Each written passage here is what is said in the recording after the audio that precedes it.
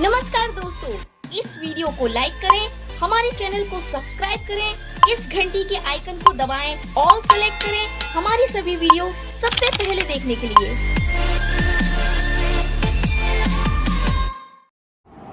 पिलामाने description ले थिबा link पर क्लिक करेंगे। क्लिक कला पर तुम यही टाइप आसीज state wide provisional merit list. तो ये निजर पीजी एंट्रांस बा एडमिशन सब्जेक्ट ये सिलेक्ट करेंगे गोटे पर गोटे जहाँ जहाँ हो ठीक अच्छे।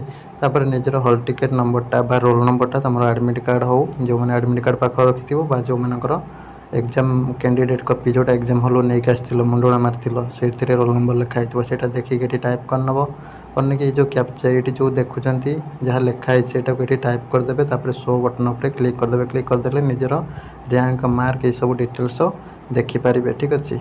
तो यहाँ थी तुम रिजल्ट देखार संपूर्ण प्रोसेस। वीडियो भल लगी वीडियो को लाइक करूँ, शेयर करूँ। रही नमस्कार, जय जगन्नाथ।